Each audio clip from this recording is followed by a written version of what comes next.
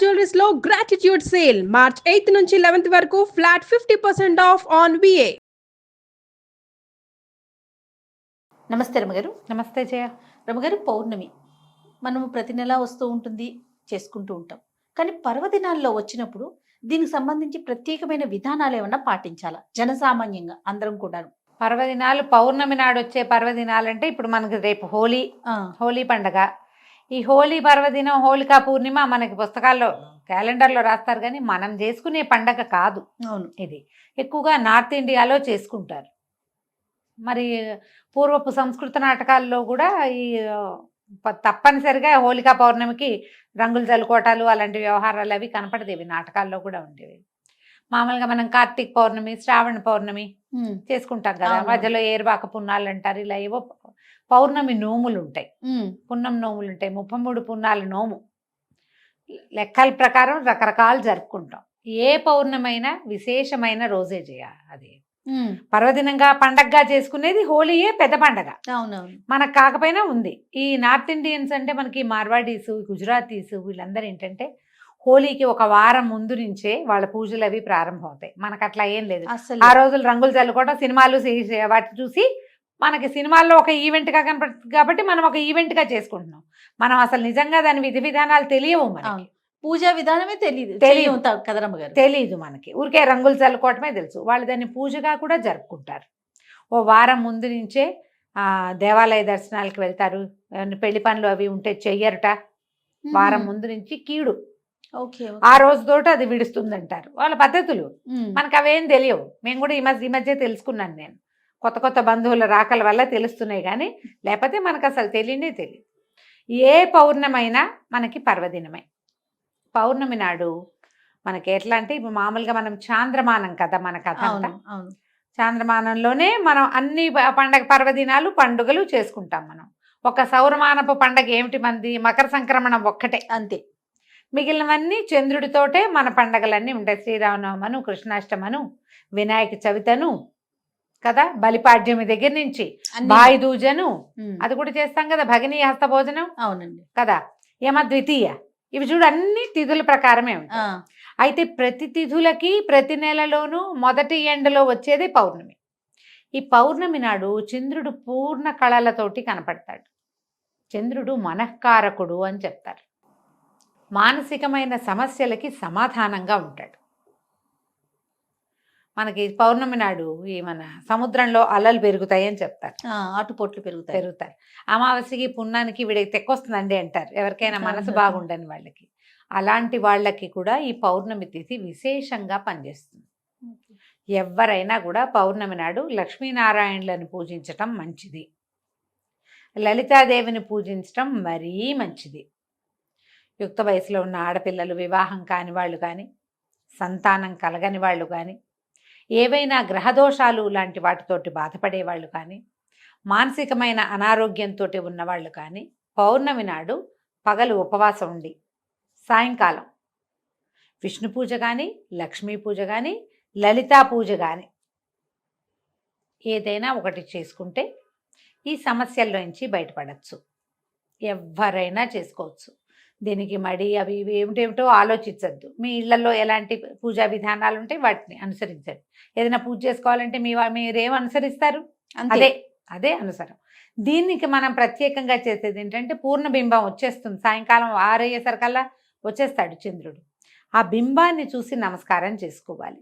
మనం లలితా సహస్రనామాన్ని చదవాలంటే ఆ వెన్నెల పడే చోట కనుక కూర్చుని ఆ పూర్ణబింబంలో లక్ష్మీదేవినో, లక్ష్మీనారాయణులనో, లలితాదేవినో భావించి పూజించుకోవటం.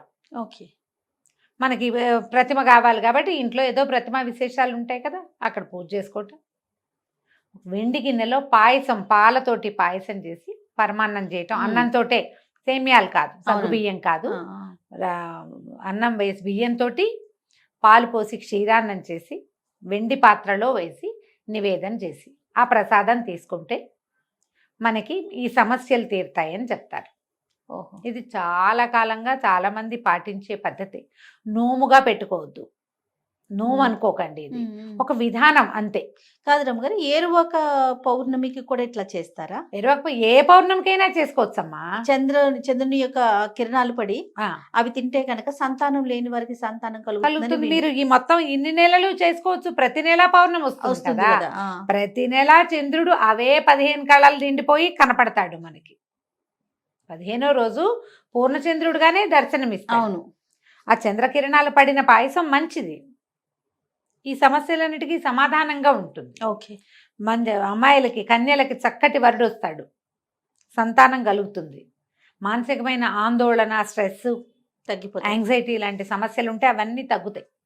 ఏమైనా గ్రహ బాధలు ఉంటాయి, చాలా మందికి ఉంటాయి కదా జాతకం ప్రకారం, ఉమ్. వాళ్ళు ఎవరైనా ఇది చేసుకోవచ్చు. పగలు కాస్త తేలిగ్గా తినటం, అన్నం తినకండి, ఇంకేదో టిఫిన్ ఏదో తినండి మీ ఓపిక ప్రకారం. చీకటి పడేసరికల్లా చక్కగా స్నానం చేసి, లేదా ఆరోగ్యం లేకపోతే కాళ్ళు చేతులు మొహం కడుక్కొని పొద్దున్నుంచి ఇవి నా బట్టలు మార్చేసుకోండి. బట్టలు మార్చుకోవటం, తర్వాత కాస్త క్షీరాన్నం చేసుకుని బంగారు పువ్వు వేసిన వెండి కంచంలో కానీ, లేదా చిన్న పాత్ర ఇంతది, మిగిలిన పాయసం ఇంట్లో లోపల దేవుడి దగ్గర పెట్టుకోండి. చిన్న వెండి గిన్నెలో పాయసం పెట్టండి, ఆ చంద్రకిరణాలు పడేలాగా పెట్టుకోండి బయట. అక్కడ కూర్చోండి, చంద్రబింబాన్ని చూస్తూ నమస్కారం చేసుకుని అందులో పరమాత్మను, అమ్మవారిను భావించి చదువుకోండి. మీరు ఏం చదువుకోదలిస్తే అది. ఏదైనా ధ్యానం చేసుకుంటాము, చదువుకోవటాలు అవి మాకు రావండి, మెడిటేషన్ చేస్తామంటే చంద్రకిరణాలు పడే చోట కూర్చొని మెడిటేట్ చేసుకోండి. ఓకే. బ్రీదింగ్ ఎక్సర్సైజ్ చేస్తారు చాలామంది, అవును. అలాంటివైనా పర్వాలేదు. ఆ పాయసాన్ని చంద్రుడికి నివేదన చేసి అది పుచ్చుకోండి. ఓకే. చాలా సమస్యలు తీరుతాయి. ఇప్పుడు హోలీ అంటే ఏదో పొద్దుటిపూట రంగులు చల్లుకుంటారు పిల్లలు అవును, అవును. సరదాగా. మనలాగా పెద్దవాళ్ళు ఏం చేస్తాం, మనం ఏం చెయ్యం. అవును. మనం అందరం రోడ్ల మీద పడి ఏం ఆడం కదా. ఆ రోజున ఇది అద్భుతమైన రోజు కాబట్టి మనం ఇది చేసుకోవచ్చు, విధానం ఉమ్. చేయొచ్చు కదా. తప్పకుండా అండి. ప్రతి పౌర్ణమికి చేసుకోవచ్చు. పిల్లలకి అలవాటు చేయండి, చక్కగా ఇంటిల్లిపాది కూర్చుని చదువుకోవచ్చు, సహస్రనామం చదువుకోవచ్చు, ఇప్పుడు విష్ణు సహస్రనామం చదవచ్చు, లలిత సహస్రనామం చదువుకోవచ్చు. సూర్య భగవానుడికి మనం ప్రతిరోజు ఉదయం చేస్తాం, నమస్కారం చేసుకుంటాం. అదే ఈయనకి 15 రోజులకి ఒక్కసారి 15 రోజులకు ఒకసారి. తర్వాత ఏం చేస్తారంటే చంద్రుడికో నూలు పోగని ఎప్పుడైనా వింటారు విన్నానండి. కదా. ఈ నూలు పోగని ఒట్టి మాట కాదు చేయాలి. ఆ, నెలపడుపు వస్తుంది కదా, చంద్రవంక వస్తాడు చూడు, అప్పుడు వస్త్రంలోంచి ఒక నూలు పోగు వేస్తారు, వేసేవాళ్ళు ఇది వరకు. ఆహా. చంద్రుడికి కట్టుకున్న వస్త్రంలోంచి ఒక్క పోగు తీసి చంద్రుడి కోసం వదిలిపెట్టేవాళ్ళు. ఓకే. అసలు జరిగేది క్రియ, అట్లా చేసేవాళ్ళు. అంటే దీని వెనకాల ఏంటి రమ్మగారు, ఈ అట్లా చేయటం వల్ల సమస్యలు తీరుతాయి, గ్రహదోషాలు. చేసేవాళ్ళు ఇది వరకు చాలా కాలం క్రితం. ఇటీవల మనం ఎవరి, ఎందుకంటే అసలు అంగవస్త్రం ధరించడం, పంచ ధరించడం పోయింది కదా జయ. అవునా కాదా? అవును కదా రమ్మగారు. మనకి ఉత్తరీయాలు పోయి టవల్స్ వచ్చినాయి, ఊళ్ళల్లో కూడా తువాలు భుజాన్ని వేసుకుని తిరుగుతారు, అందులోంచి దారం రాదు బయటికి. అసలు ఎక్కడొస్తున్నాయి ఇప్పుడు? నీకు ఉత్తరీయంలో నుంచి వస్తుంది. కండువా వేసుకునేవాళ్ళు కదా పల్చటివి, అందులో నుంచి వస్తాయి. ఓకే. కట్టుకున్న వస్త్రం నుంచి ఒక్క పోగు తీసి అట్లా పోగు అట్లా కంత కనపడతాడు కదా, నెలపొడుపు. ఆ పొడుపు పొడిచినప్పుడు అట్లా చంద్రుడికి సమర్పించటం, చాలా సమస్యలు తీరేవి. ఇదివరకు అట్లా చేసేవాళ్ళు. అప్పుడు ఏం పాటించేవాళ్ళు జయ, ఇంత సోషల్ మీడియా లేదుగా పాత రోజుల్లో. వాళ్ళకి ఏం తెలుసు? అదేగా, వాళ్ళకి ఏం తెలుసు? శాస్త్రం తెలుసు, వాళ్ళకి విధానాలు తెలుసు. అందరూ చేయాలి సార్వజనిక. అసలు క్వశ్చన్స్ లేవు కదా రమ్మగారు. ప్రధానమైన పెద్దవాళ్ళు ఏం చేశారు, మనం ఇంట్లో అది ఫాలో అయిపోవటమే. అయిపోవటమే. అంతేకాని అది ఎందుకు చేయాలి, అది చేయటం వల్ల ఏమొస్తుంది, ఏమి రాదు, నో క్వశ్చన్స్. అదే కదా.